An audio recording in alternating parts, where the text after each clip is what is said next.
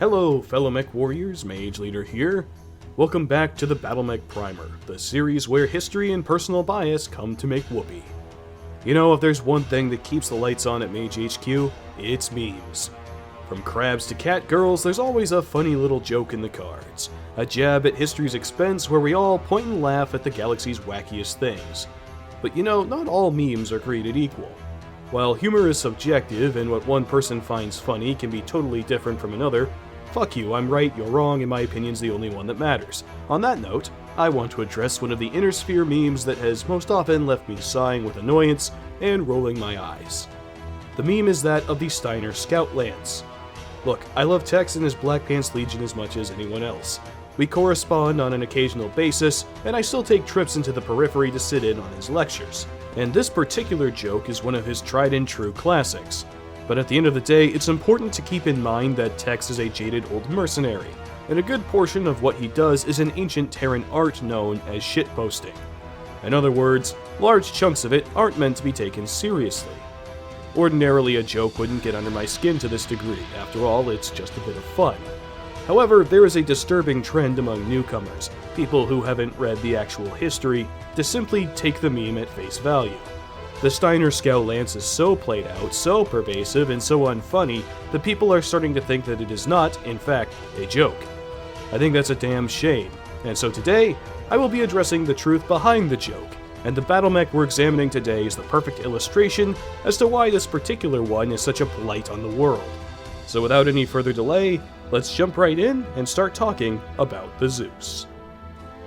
At first blush, the Zeus appears to only reinforce the meme. It's a Lyran machine, an assault mech, a big bruiser.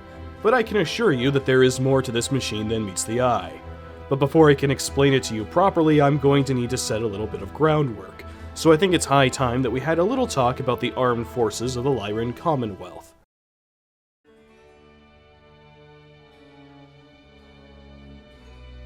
The Lyrans have always had a reputation for being the rich kids, the social generals appointed by wealth rather than brains.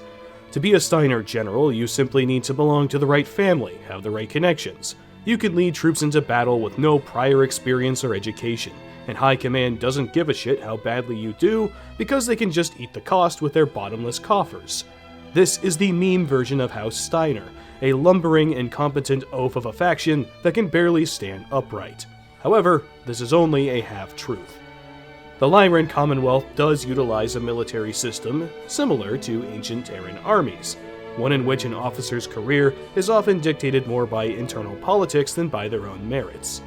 That said, there's more to it than simply waving cash at someone and getting yourself a slice of the army. Believe it or not, Steiner's resources are not infinite, and the LCaf recognizes this. Entrusting someone with a military operation, the single most expensive business undertaking imaginable, is not something you just hand over to a random schmo. In order to properly understand the context behind the meme, and by extension the truth behind the Zeus, we need to examine perhaps the most infamous part of Steiner culture, the social general. So what exactly is a social general? At first glance, it seems obvious. We've all seen the pictures of the stuffed shirts, the uniformed idiots parading around ballrooms of the Lyran Commonwealth with all the refined grace of a hippopotamus in a tar pit. A social general is a wealthy nobleman or woman who used their extensive wealth and family name to purchase a commission, right? Wrong. The social general as a construct is actually quite a bit more nuanced than that, and is actually the antiquated holdover of an old Lyran tradition. A social general was originally an individual whose influence granted them an honorary position within the military. This is not a particularly new practice. Honorary military titles have been handed out to such individuals for millennia, and the Lyrans weren't any different. If you were big and important enough or did something of special significance, you could earn yourself a theoretical military command. There would be a big ceremony, you'd get some medals, and more importantly, you would have the right to wear the fancy uniform at social gatherings, using your swagger to impress whichever airheaded politician's offspring you happen to find attractive that evening. To those of us who work for a living, this practice smacks of narcissism, and yes, there is certainly a great deal of that, but ultimately the practice was harmless. A social general, contrary to what the memes say, doesn't actually carry a commission. They don't command any troops, they are simply men and women of high standing who wear a nice outfit and look important. So if that's the case, then where does the joke come from? Well, I'm getting to that. Social generals, under a certain boneheaded piece of legislation, were allowed to pass their honorary titles down to their offspring. Initially, it was seen as a way to ensure that the next generation could inherit the wealth and prestige of their parents, and this seemed to work. However, they never stopped. They kept on handing out these honorary titles like candy, and within a dozen or so generations, they had created an entire class of nobility centered around fake military service. It became ingrained in Lyran high society. While other nobles had important jobs or genuine political powers, social generals were just stuffed shirts who had a significant ancestor somewhere down the family tree. Despite having nothing of genuine value to justify their status, they mingled with the upper crust, married into more important families, and began to have actual influence in the court of the Archon. This, as I'm sure you can imagine, annoyed the actual generals of the LCaf, who were also part of the Lyran nobility. After all, nobody wants to be upstaged by someone wearing the same uniform sans the credentials needed to actually use it. They had earned the right to wear those campaign medals on their own merits. This brings me to my next topic, and a step closer to the Battlemech in question, the actual officers of the LCaf.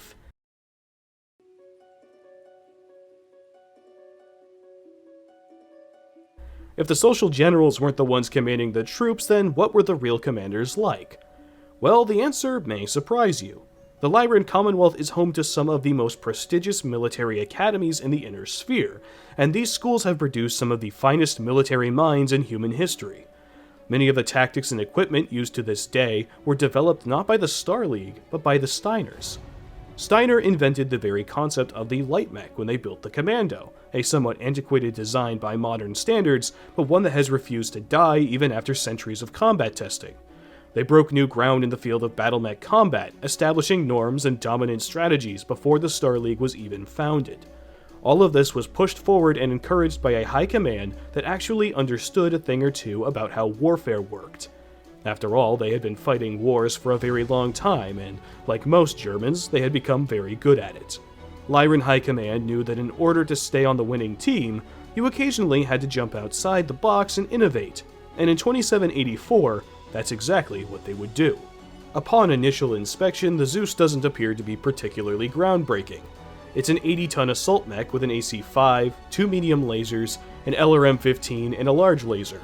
It's a solid arsenal, but no more formidable than anything else in its weight class. But there's something unique about the Zeus's development that sets it apart.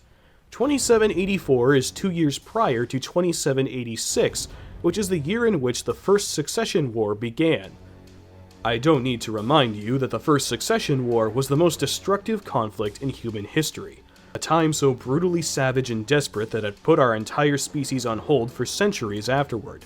It was a war of attrition on a galactic scale, where the mightiest armies ever assembled threw everything they had at one another for 35 long years until literally nothing remained. In 2784, however, nobody knew how destructive the war would be or how long it would last. Only those with experience in military matters could have had the foresight to anticipate events like these, because being on the ground in a time of such heightened emotions makes it difficult to see through the smoke. People like Alexander Kerensky knew what the war would become, and his response was to run for the hills. But contrary to what the legends say, he wasn't the only one who recognized how things would play out. Some people saw it all up front and recognized the patterns, then tightened their bootstraps and buckled up for a rough ride. These men and women stared into the oncoming storm and said, "Bring it the fuck on, we're ready." Who were some of these people? Why, Lyran High Command, of course. The Lyrans hadn't just sat on their hands during the Ameris Civil War. They had kept their distance, waited, and most importantly, watched to see if they could learn something, and learn something they did. The SLDF and Rimworld's Republic had done what every military had done during the Golden Age. They had developed cutting-edge technology, fancy toys with overwhelming power, but in the final days of the war, when Ameris turned the former Terran hegemony into a meat grinder, all those shiny gadgets started to get shot, and a fancy gizmo was all well and good until you put a half dozen holes in it. Star League lost a great deal during this final push to Terra, and Lyran High Command noticed that when the high-tech things broke, they were difficult to fix and expensive to replace. The SLDF ended the war not in Battlemasters or Royal Highlanders, but in simple machines designed to take a beating and keep working. Even Kerensky himself had started the war in a Royal Atlas, only to finish it in an Orion.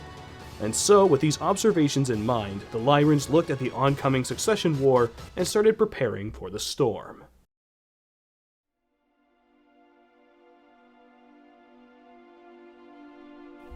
The Zeus was built from the ground up to be attrition-ready. In a time when the great houses were pushing the boundaries of Battlemech technology in the vain hopes of gaining an unbeatable edge, the Lyrans took a different approach. The Zeus didn't bother with fancy Myanmar, experimental engines, endosteel skeletons, or ferrous armor. They built it stock, standard, and full of commonly available technology. It has a standard chassis, a standard power plant, and standard armor. It was built lighter and cheaper than other assault mechs, and it used the remaining tonnage to strike a perfect balance between firepower and speed. The Zeus was designed to hit hard, but with a top speed of 64 kph, it was also designed to run. It was a deadly combination of heavy firepower and guerrilla tactics, meant to hit and run from the things it couldn't dance with, and to totally overwhelm anything that tried to chase it down. In this, it was wildly successful, leading to great success against the Draconis Combine when it was first deployed in 2787 at the Battle of Hesperus II. Throughout the war, the Zeus would become one of the dominant battlemechs, surviving even as the technology of the Inner Sphere regressed to 20th century standards. As more advanced machines died out and fell into obscurity, it continued to press on.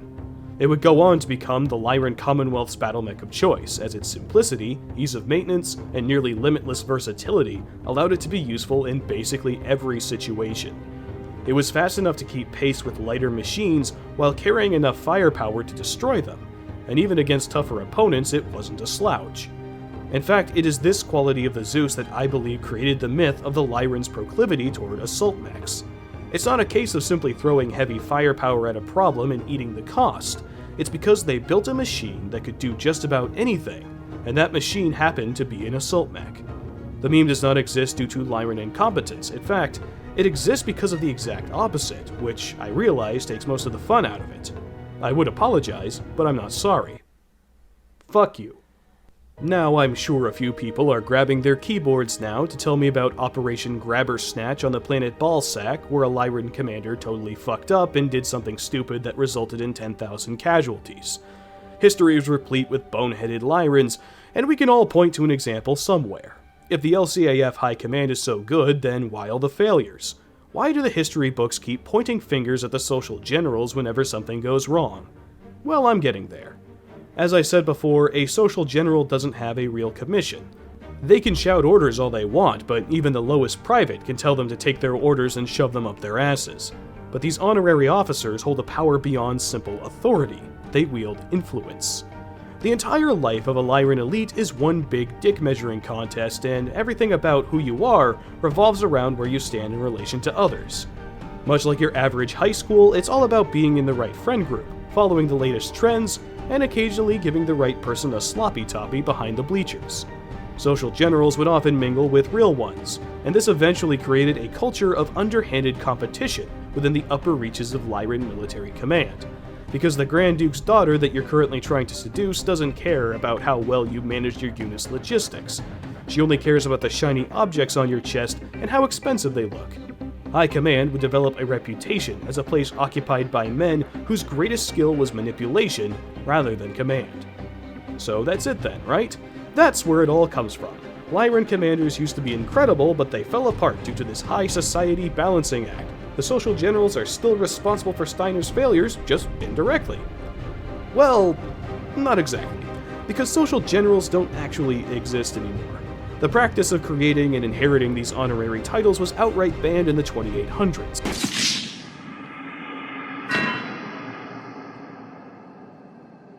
Nowadays, the term is little more than an insult, a phrase used to describe poor officers who are more interested in politics than they are in martial prowess. It's also the first thing rival houses say whenever they manage to best the LCAF in battle. Many lost battles have had the blame thrown squarely onto High Command regardless of the actual underlying reasons for the defeat. NCOs and commissioned officers looking to save face often throw the term around as a scapegoat, and the concept of the social general has become a catch-all for anything and everything that goes awry. It's the boogeyman of the Lyran Commonwealth, and while political corruption does indeed run rampant, the actual extent of the incompetence is far less pervasive than you might be led to believe. That said, there has indeed been a noticeable decline in the quality of Lyran command, and I think that the Zeus once again has played a role in this. As I mentioned before, the Zeus is a highly capable and adaptable fighting machine. It hits hard, can survive a respectable amount of punishment, and it can outpace anything that outguns it. It is, by all accounts, a beautifully balanced mech, and that's exactly the problem. When you make a machine that's decent at almost every job, then spend centuries of warfare putting bigger, badder, higher-tech battlemechs into the scrapyard, it tends to build up something far more deadly than any artillery piece. It creates complacency. Sending in the Zeus has always worked, and so it keeps getting sent in, regardless of whether or not it's the right time or place. Why bother with complicated things like tactics, logistics, or proper training, when you can simply send in the machine that's historically always kicked ass? This, in my opinion, is the true Achilles heel of the Lyran Commonwealth, not outright stupidity or a lack of capable minds, but rather overconfidence born out of centuries of dominance. The Zeus to the Lyrans is more than just another Battlemech. It's the machine that got them through 4 succession wars without any significant changes. It's the machine that routinely takes more modern designs and puts them in the ground. It is, quite often, the simplest and quickest solution for any problem, and they wouldn't keep sending it in if it wasn't working. The Zeus forms the backbone of the LCAF's armored forces, not because they don't know how to use anything other than assault mechs. It's there because 9 times out of 10 it works, and after 300 years of service, that's a testament to both the quality of its design and the skill of the men and women who pilot them.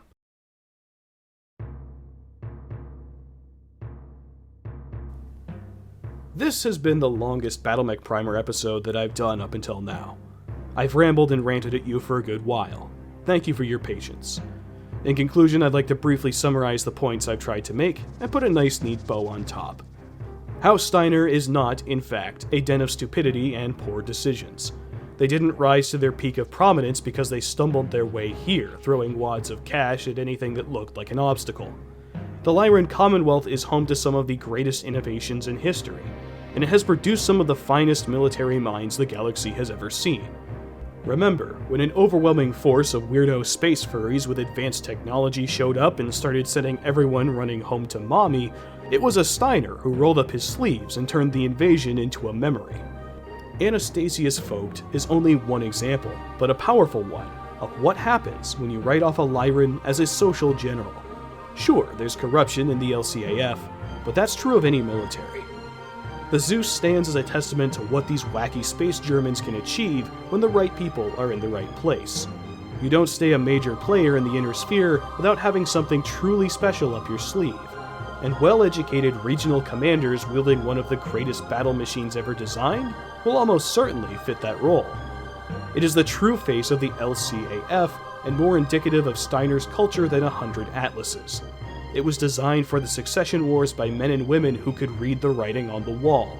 It was commissioned by a high command that actually knew what the fuck they were doing, and it worked so well that it has allowed the Lyrans to rest on their laurels for centuries with only the occasional catastrophic failure. You may be able to outsmart the man in the high tower, but when the rubber meets the road and you're fighting for your life against the men and women on the ground, you better be sure to bring your A game.